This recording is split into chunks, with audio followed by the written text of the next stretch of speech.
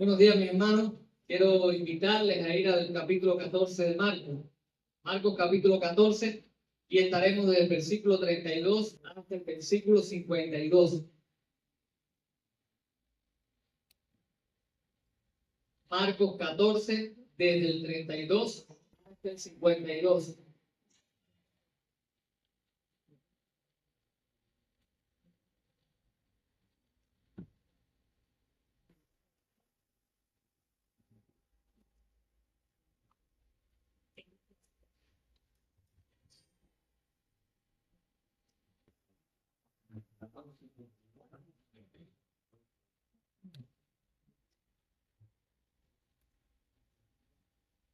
¿Vamos ahí?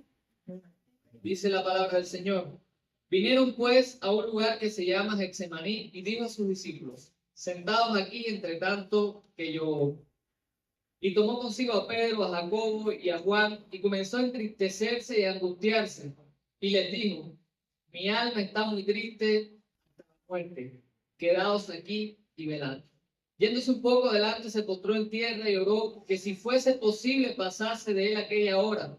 Y decía: Abba, Padre, todas las cosas son posibles para ti. Aparta de mí esta copa, mas no se haga lo que yo quiero, sino lo que tú.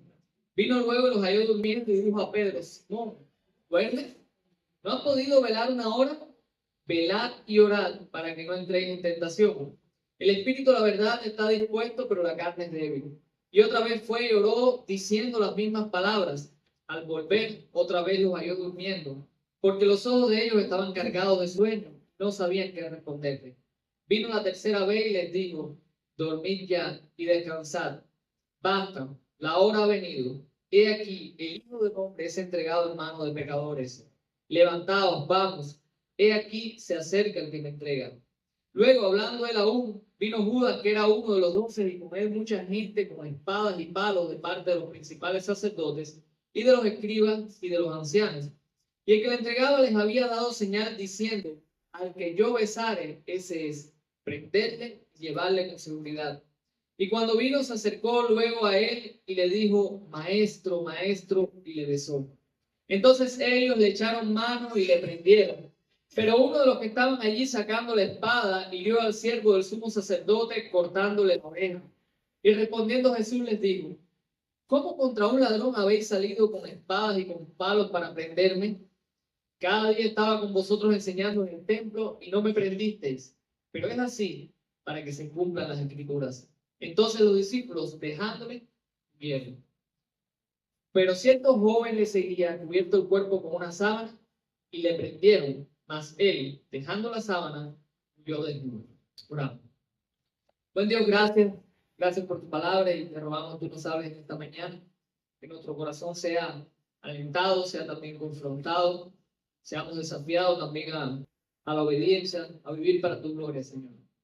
Que tu Espíritu nos ayude a comprender tu palabra y que tu Espíritu nos ayude a exponerla también y sea el que nos obre en nosotros, capacitándonos y equipándonos para ponerla en práctica. En Jesús.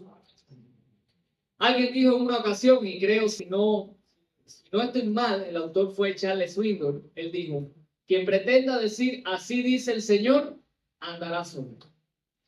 Y lo que él quería decir era que aquellos que disponen su corazón para hacer la voluntad de Dios, aquellos que disponen su corazón y tienen la convicción de afirmar la verdad de Dios por encima de todas las cosas, tienen que entender que en algún momento van a enfrentar la soledad. Es parte de ser fiel, es parte de la realidad de ser fiel. Y eso lo podemos ver de manera especial en la última semana del ministerio de nuestro Señor Jesucristo. Estamos entrando en Marcos ahora en lo que viene siendo esos últimos días, ese último tiempo, lo que se conoce como la semana de la pasión, donde Jesús es arrestado, es llevado y pasa por todo este proceso de sufrimiento que termina, por supuesto, en la cruz y posteriormente en la resurrección. Y si algo nosotros podemos ver a partir de este momento es un Salvador que va a estar completamente solo. Desde el punto de vista humano, por supuesto, sabemos que el Padre está, pero incluso en la cruz vamos a ver también un grito de angustia que veremos más adelante. No me quiero adelantar en estos pasajes, pero lo que quiero que noten que a partir de este momento Jesús está solo, completamente solo. Y esa es la verdad que quiero que nosotros podamos atesorar en esta mañana. Nuestro Salvador sufrió en soledad para que nosotros tengamos vida. Nuestro Salvador sufrió en soledad para que nosotros tengamos vida. Sabemos que lo que está haciendo Jesús, la obra que está llevando a cabo es para dar vida al pecador, pero tenemos que entender a la luz de este texto que Él llevó a cabo ese proceso y lo hizo solo. ¿Y a qué nos referimos con que Jesús sufrió en soledad? Primero que nada, mis hermanos, lo primero que vamos a ver en el pasaje, en los versículos 32 al 42, Jesús no tuvo quien le acompañara en su angustia. Jesús no tuvo quien le acompañara en su momento de angustia. Cuando nosotros comenzamos nuestro texto, el texto comienza con Jesús retirándose a un lugar aparte a orar. Ya terminó la cena, como veíamos la semana pasada, ya terminó el tiempo con sus discípulos. Ahora Él se va a un lugar a orar, se lleva a este grupo selecto de Pedro, Jacobo y Juan para que lo acompañaran en ese tiempo. Y varios detalles en el texto nos muestran la angustia que estaba sufriendo Jesús en ese momento. Primero, las palabras del propio Marco en el versículo 33, como el autor del Evangelio, como el narrador, nos está diciendo que tomó a Pedro, Jacobo y Juan y comenzó a ¿qué cosa? A entristecerse y a angustiarse. Yo no sé griego, aquí hay gente que sabe griego, pero me llamó la atención. Yo busco lo mismo que puede hacer usted, buscar otras Biblias, otras traducciones y ver lo mismo que pude ver yo. Y esta palabra que se traduce como se comenzó a entristecerse es bastante fuerte. La idea es que está expresando una angustia bien fuerte, como incluso hasta temor. Comenzó a espantarse. De hecho, si vas a la Biblia textual, vas a ver que la idea que ellos transmiten es algo así como que se espantó ante esa realidad. Y yo sé que quizás a muchos les puede sonar raro que Jesús haya sentido temor, pero recuerde que Jesús compartió nuestra naturaleza humana también. Si algo yo puedo ver en este pasaje es la realidad o la humanidad de nuestro Salvador en ese momento particular. Marcos nos dice, comenzó a entristecerse y a angustiarse. Después tenemos las palabras del propio Jesús cuando le dice a sus discípulos, mi alma está muy triste hasta la muerte. En otras palabras, estoy tan triste que siento que voy a morir. Estoy tan triste que siento que desfallezco. Esas son las palabras que está diciendo Jesús a sus discípulos. Y hago un paréntesis en este momento, porque muchos cristianos tienen la idea errónea, falsa, equivocada, de que el cristiano no sufre, de que el cristiano no tiene miedo, de que el cristiano no se angustia. Y falsamente así, con las mejores intenciones, le decimos muchas veces al hermano, no puedes tener miedo, tú eres cristiano. Confía en el Señor. Tú lo que tienes que hacer es confiar en el Señor. Ese miedo, ese temor es porque tú no confías en el Señor. Yo estoy viendo a mi Salvador entristecido. Yo estoy viendo a mi Salvador angustiado. ¿Con qué derecho le digo yo a mi hermano, no te angusties y no te entristezcas?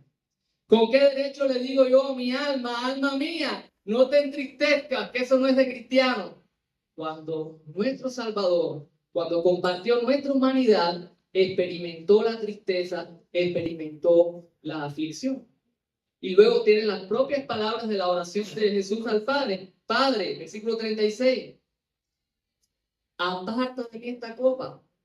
Recuerden, la copa, ¿qué cosa es? La experiencia como tal, la experiencia del sufrimiento. Jesús iba a beber la copa, una copa bien dolorosa. Y está diciendo, Padre, si es posible, todo es posible para ti. Aparta de mí esta copa si es posible, mas no lo que yo quiero, sino ¿qué cosa? Lo que tú quieres.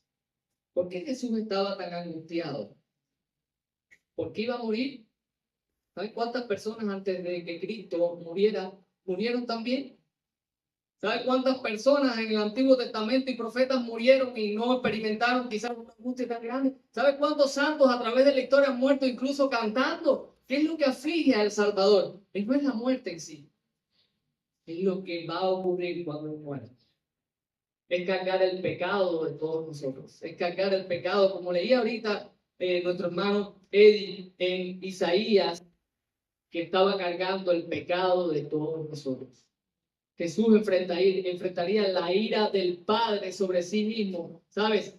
por cada pecado de cada uno de aquellos por los cuales entregó su vida. Multiplica, toma, suma todas las personas por las cuales Cristo dio su vida. Y multiplícale a eso todos los cientos de pecados de todas las personas por las que Cristo dio su vida. Y a eso súmale que Él es Dios, omnisciente. Y Él sabe lo que cuesta todo eso. Y Él sabe lo que cuesta enfrentarse a la ira de un Dios santo. ¿Tú sabes por qué nosotros no temblamos ante el pecado? Porque nosotros no entendemos lo que Jesús sí entiende. Y lo que Jesús está mostrando aquí en el jardín del Edén. En el jardín, escucha, decir el jardín del Edén. En el Getsemaní. Él sabe lo que es la ira del Padre contra el pecado. Él sabe lo que iba a experimentar. Pero nosotros a veces coqueteamos, tonteamos con el pecado, nos dejamos seducir por el pecado, seguimos en el pecado porque no somos conscientes de lo que es enfrentarse a la ira de un Dios santo. Y eso es lo que Jesús nos está mostrando en este tiempo. Él está orando por fortaleza espiritual para enfrentar ese momento y está estableciendo un contraste tremendo entre él y los discípulos, un contraste que es humillante para los discípulos. Jesús les dice a los discípulos: acompáñenme, velen, oren conmigo, pero ellos no están haciendo eso. Jesús está orando más una vez, dice el texto, que se iba y oraba las mismas palabras una vez más. Viene a sus discípulos y los halla, ¿cómo los halla? Durmiendo. Y quiero que notes, porque es una experiencia humillante, porque si vamos al contexto anterior, y quiero recordarles este pasaje del domingo pasado, 26 al 31, escucha esto. Cuando vieron cantado el himno, salieron al monte de los olivos. Entonces Jesús les dijo: todos se escandalizaréis de mí esta noche, porque escrito está: heriré al pastor y las ovejas serán dispersadas. Pero después que haya resucitado, iré delante de vosotros a Galilea. Y mira esto. Entonces Pedro le dijo: aunque todos se escandalicen, yo no. Y le dijo Jesús: de cierto te digo que tú hoy, en esta noche, antes que el gallo haya cantado 2 veces, me negarás 3 veces. Mas él con mayor insistencia decía: si me fuera necesario morir contigo, no te negaré. También todos decían lo mismo. Ahora nota a quién se dirige Jesús en el versículo 37. Vino luego y los halló durmiendo, pero él no dice por qué están durmiendo. Él dice: y dijo a Pedro: Simón, ¿duermes? Fue Pedro el que dijo: yo estoy dispuesto a lo que sea. Yo voy a morir contigo. Los demás lo siguieron, pero fue Pedro el que fue la voz cantante. Y ahora cuando llega se encuentra a Pedro y le dice: Simón. Y algunos comentaristas creen que Jesús es intencional, en vez de decirle Pedro, aquí le dice Simón. Simón, ¿cuál es el nombre? El nombre anterior, ¿no era?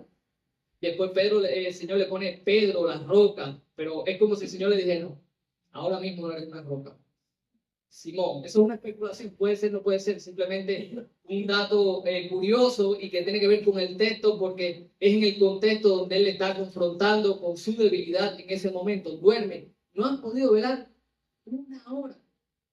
No han podido velar 1 hora. Velar y orar, ¿para qué?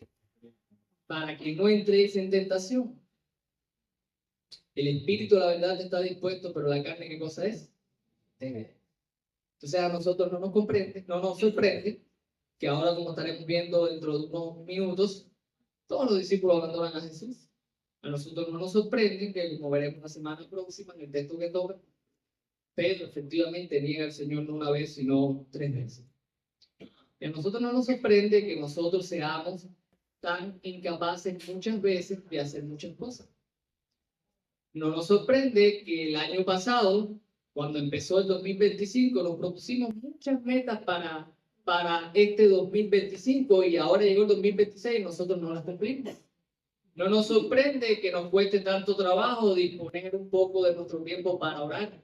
No nos sorprende que no podamos sostener un plan de lectura de todo un año. No nos sorprende que yo sea un esposo que me cuesta trabajo amar a mi esposa como Cristo ama a la iglesia. No me sorprende que sea una esposa que quiere someterte a tu esposo, pero no lo consigue. No nos sorprende que el sábado, hace apenas unas horas, te acostaste con toda la intención de venir hoy a la iglesia y te levantaste y tu carne dijo, no. No nos sorprende que cada sábado dices, hoy me voy a preparar, me voy a acostar temprano, pero salió de pronto ese anuncio de esa película que quería ver, y dije, bueno, no importa, voy a ver la película, pero estás aquí hoy y estás cansado, soñoliento, y valga la redundancia que no sé quién vio película anoche para que decida esto, no sé nada. Solamente estoy poniendo ejemplos de la vida práctica de cada uno de nosotros. No nos sorprende que tengamos fracaso en nuestra vida espiritual. ¿Por qué? Porque está a la disposición, está el deseo, está el anhelo. Eso es lo que significa el espíritu, la verdad está dispuesto. No es el Espíritu Santo, es nuestro espíritu, es nuestro ser interior. Tenemos el deseo, lo queremos hacer, pero nuestra carne va a negarse constantemente a eso. Y por eso es que es tan importante que nosotros velemos y que nosotros oremos para que nosotros no entremos en tentación y para que nosotros podamos hacer aquello que en nuestro espíritu está el deseo, pero nuestra carne está batallando constantemente contra aquellas realidades. Hermanos, nosotros necesitamos velar en oración. Jesús lo hizo. Nuestro Salvador lo hizo en su momento de gran tentación. Él oró, oró y oró, veló. Y yo me imagino que humanamente Jesús también tenía el mismo agotamiento que tenían los discípulos. Estaba tan cansado como los discípulos. Pero era necesario orar.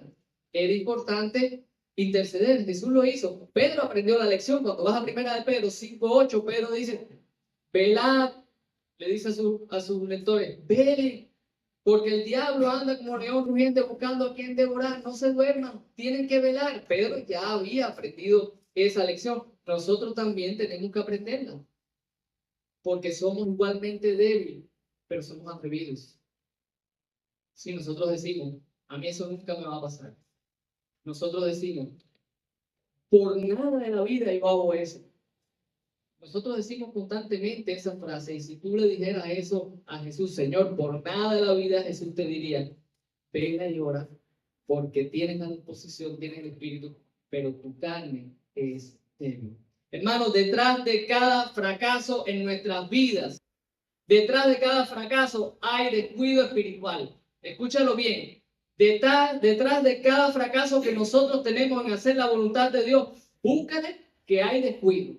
Usted no ha estado velando, usted no ha estado orando, usted no ha estado buscando de Dios, no ha estado leyendo las escrituras, no ha estado congregándose con el pueblo de Dios, y el fracaso es una consecuencia de que usted no ha estado velando.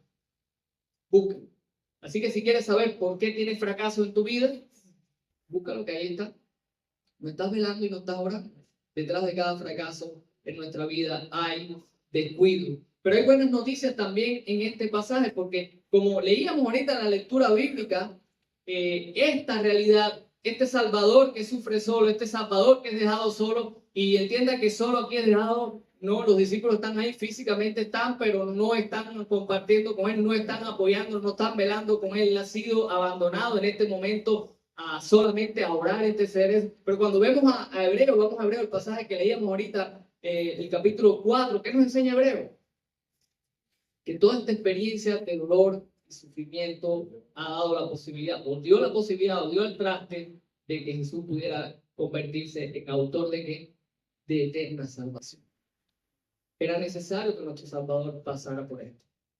Era necesario que nuestro Salvador sufriera estas cosas. Por eso llegó a convertirse en autor de eterna salvación. Por eso nosotros cuando comenzamos el sermón les dije que la enseñanza de este pasaje, ¿cuál es? Que nuestro Salvador sufrió, padeció en soledad. ¿Para qué? Para que nosotros seamos ¿qué? Salvos, tengamos vida. Porque es a través de esta experiencia que ha sido lograda o ganada la salvación para nosotros. Y es a través de esta experiencia que tenemos un sumo sacerdote, como dice la Escritura, que puede compadecerse de nosotros. No es tampoco para que ahora te sientas el más miserable, el más condenado, porque entiendes que muchas de estas cosas quizás te pueden confrontar, pero tienes el trono de la gracia. ¿Para qué? Para recibir perdón, para recibir aliento, para recibir consuelo, para recibir ayuda oportuna en el momento de tu tentación. Jesús pasó la tentación por ti, para que tú puedas tener a quien acudir cuando seas tentado. Y esa es la realidad, una de las realidades que vemos en este pasaje. Entonces, Jesús padeció solo y vemos que no tuvo a nadie que estuviera con él cuando él soportó su momento de aflicción, su momento de angustia. Pero ahora vemos en la segunda parte del texto, los versículos 43 al 52, que tampoco tuvo a nadie con él cuando fue entregado o cuando él se entregó. Me gusta siempre da claro su entrega. Pensé en decir su arresto, pero arresto me suena feo. Prefiero decir su entrega. Hubo un arresto, por supuesto, pero hay más una entrega. Como nosotros la estaremos viendo, Jesús se entregó. Había llegado un momento, en los versículos, a partir del versículo 43, ya cuando en el 42 Jesús le dice, levántese, vamos, ya pasó el tiempo de orar, ya pasó el tiempo de interceder, ya llegó la prueba, ya llegó el momento, ahora es el momento de actuar, ya llegan quienes van a entregarme, y nos narra Marco que vinieron una multitud, y dice que venían gente con espadas y con qué cosas, y con palos. Eso no es un dato superficial ahí. Las espadas pertenecían a los romanos. Gente con espadas era el ejército, los romanos. Gente con palos era la guardia del templo. Y dice que ellos venían de parte de los principales sacerdotes, escribas y ancianos, el Sanedrín, el grupo religioso, el grupo que tenía, tomaba las decisiones en todos estos asuntos religiosos. Eran grupos que, como hemos visto en otras ocasiones, discrepaban en muchas cosas, pero que curiosamente o providencialmente se unieron en el único propósito de deshacerse de su enemigo, Jesús. Para todo discordaban, pero para tomar y apresar a Jesús estaban muy de acuerdo para matarle. Estas personas vienen y estamos hablando de mínimo, hablando solamente de los romanos, estamos hablando de mínimo 200 soldados, puede haber sido muchos más, pero lo que los historiadores calculan es que el grupo más pequeño del ejército romano incluiría ese el grupito más pequeñito militarmente que ellos pudieran tener, lo mínimo que tenían 200 soldados. Puede haber sido mucho más. Todo esto para resaltar la realidad de que está siendo entregado, está siendo buscado como un vil malhechor, como un vil delincuente. Los delincuentes, los ladrones, eran los que huían, eran los que ofrecían resistencia. Jesús mismo les hace notar en el versículo 48 que ha estado constantemente con ellos, pero ellos hacen esto, vienen como si estuviesen buscando a un ladrón. Y algo interesante que dice Jesús es, todo esto ocurrió para que se cumpliera la escritura. El momento termina con el abandono total de sus discípulos. Versículo 50 dice, todos los discípulos, ¿qué cosas vieron? Incluso hay ciertos jóvenes que sale huyendo, que lo atrapan, que se queda desnudo, y a veces la gente se pierde tratando de discernir quién es el joven, que si fue Juan, que si fue Marco, que si fue este, que si fue el otro. No está el relato, Marco no pone este relato aquí, a mi entender, para que nosotros estemos buscando, fatigados, a ver quién fue el joven y qué cambio podría hacer eso con el entendimiento del texto. Yo creo que la idea está puesta ahí para mostrar ese abandono absoluto de que aún este último que lograron coger prefirió salir corriendo desnudo a quedarse ahí. Abandono total y completo. ¿Qué se está cumpliendo aquí? ¿Qué es lo que dice Jesús que se está cumpliendo? Al menos 4 cosas se están cumpliendo aquí. Al menos 4. Primero, la traición de alguien cercano. El Salmo 41:9, el salmista habla de alguien cercano por el cual fue traicionado. Y menciona que era alguien que comía conmigo. ¿Qué pasó la noche anterior? El que moja conmigo, este es. Y se está cumpliendo aquí. Y Marco ha sido intencional en relatarlo. Está mostrándonos a Judas, está mostrando la expresión de Judas, maestro, maestro. 2 veces repite maestro, maestro. La repetición implica cercanía y confianza. El beso en la mejilla es una expresión máxima de confianza hacia alguien. Y de hecho, en otro evangelio dice, con un beso entregas. Alguien con un beso, o sea, con la máxima expresión de lealtad, está siendo un traidor. Eso se cumplió ahí. ¿Qué otra cosa se cumplió? Que lo trataron como un malhechor. Isaías 53:12 lo afirma. Dice que con los impíos fue contado. Y sabemos que, aunque eso se cumple de una manera más completa en la cruz, donde Jesús es crucificado con 2 malhechores, ya desde aquí estamos viendo el cumplimiento de eso, porque Jesús aquí en este texto, ¿cómo es tratado? Como un delincuente, como un ladrón, como un malhechor, es tenido como un delincuente, como un ladrón. Vemos también que se cumple la idea de Jesús entregándose, del Mesías entregándose con mansedumbre ante la injusticia, como mismo Isaías sigue diciendo, dice que como cordero fue llevado al matadero, él no ofreció resistencia. En otro evangelio, Juan, que es más detallado en este sentido y nos habla de que esta persona que saca la espada y era el sumo sacerdote, dice que fue Pedro, que cortó la oreja, nos pone el nombre, también dice que fue un soldado llamado Marco, que Jesús lo sanó, todos esos detalles, que por qué no los traigo aquí, porque Marco no los trajo y yo estoy predicando Marco y no Juan, pero quiero mencionarlo porque todo eso, en ese contexto, Jesús dice que él no necesita que lo defiendan, que si él quisiera, si estoy parafraseando el texto, vaya a buscar idea, ¿dónde dice si él quisiera? Eso no dice ahí, pastor, no estoy parafraseando. Que si él quisiera, él llamara a su ejército de ángeles y lo defendiera. O sea, Jesús se da. Por eso, ¿sabes? ¿Ve por qué digo? Prefiero decir, no fue arrestado y fue entregado. Él se entregó porque él tenía toda la autoridad y el poder para que nadie le tocara un pelo. Eso resalta más la grandeza de nuestro Salvador. Él se está entregando. Él se está entregando y lo está haciendo con mansedumbre, no está viendo su boca, no se está defendiendo, no está ejerciendo poder, su poder para librarse de aquel momento. Por supuesto, ya le había orado, le había pedido fuerza para eso. ¿Ves? ¿Y qué otra cosa se está cumpliendo? El abandono de sus seguidores. Pediré al pastor, ¿qué más? Y se dispersarán las ovejas. Fue lo que les dijo anteriormente en el tiempo de la cena. Pediré al pastor y será abandonado. ¿Qué nos muestra todo eso? Sumisión absoluta y completa del Hijo a la voluntad del Padre.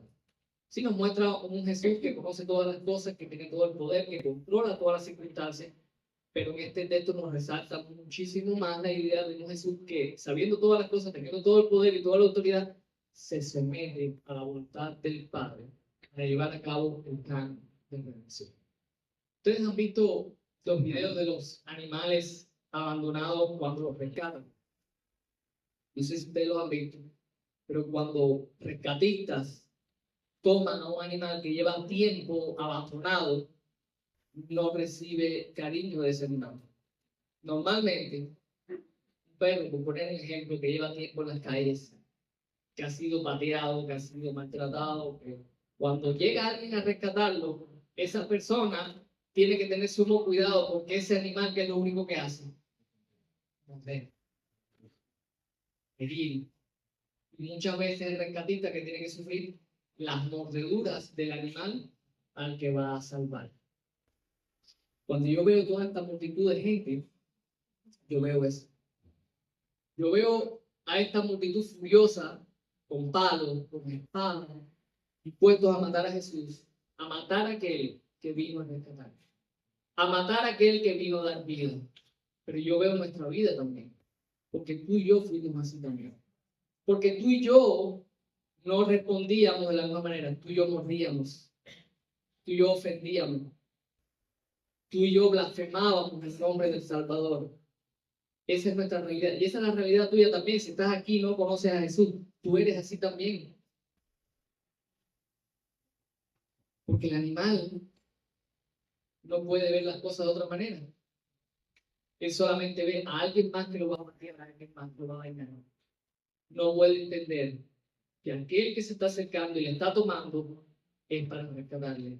Estas personas, a lo suyo vino, a lo suyo no lo recibieron. No podían entender que Jesús había venido a salvar, que él había venido a rescatar. Mi hermano, Jesús fue abandonado y lo sufrió solo, pero lo hizo por ti y por mí. Él fue maltratado, él fue humillado para que tú y yo, nosotros podamos tener vida. Y no sé de qué otra manera o qué otra cosa pudiera alentar más tu corazón a la gratitud. ¿Qué otra cosa pudiera alentar más tu corazón a la alabanza? A exaltar el nombre de Jesús, a adorar el nombre de Jesús, a estar eternamente agradecido a aquel que sufrió en soledad para que tú tengas vida. Pero quiero que entiendas algo también a la luz de este pasaje, y es que tú no puedes esperar otra cosa que lo que pasó el Salvador. Por eso que cuando comencé el sermón les mencionaba esta frase que pretenda decir así dice el Señor andará solo. Es que tú y yo no podemos esperar otra cosa que padecer y sufrir por nuestra fidelidad. Jesús se lo dijo a sus discípulos. Le dijo, en el mundo tendrán ¿qué cosa? Pablo cuando le escribe a Timoteo, en 2 Timoteo 1:15, dice, Todos me han abandonado, en mi defensa nadie estuvo a mi lado, me dejaron solo. El Señor es el que estuvo a mi lado, el Señor. Y es suficiente, por supuesto. Pero humanamente no había nadie. Pedro sigue soltando también en su primera epístola, en capítulo 2, exhorta a los cristianos a padecer, a saber que van a enfrentar sufrimientos por causa del Evangelio, por causa de Cristo. Y tú y yo los vamos a enfrentar también. Y es una realidad, porque el siervo no es mayor que quién, que el Señor. Entonces nosotros no podemos esperar que nuestra fidelidad no nos cueste. Que nuestra fidelidad no quedemos solos. Que muchas veces no tengamos que estar remando contra corriente. Pero hay que permanecer fiel al Señor, independientemente sean las circunstancias. Hermanos, dos jardines marcan la historia humana. Dos jardines. El jardín del Edén. En ese jardín, el primer hombre, Adán, le dijo a Dios: hágase mi voluntad y no la tuya. Y sumió la humanidad en el pecado y la condenación. En este jardín, en Getsemaní, el nuevo Adán, el Hijo perfecto de Dios, le dijo al Padre: no se haga mi voluntad sino la tuya. Y trajo salvación a todo aquel que cree. Gloria sea el nombre de Jesús. Quiero terminar el sermón en esta mañana leyendo las letras de un himno que se llama así mismo, Himno de Getsemaní. Y creo que recoge de una manera preciosa lo que ocurre aquí en el jardín. Dice así: ver al Rey del cielo caer de rodillas angustiado, la luz y la esperanza de todo el mundo ahora abrumado por el dolor. ¿Qué horrores sin nombre debe ver para gritar en el jardín: oh, aparta esta copa de mí?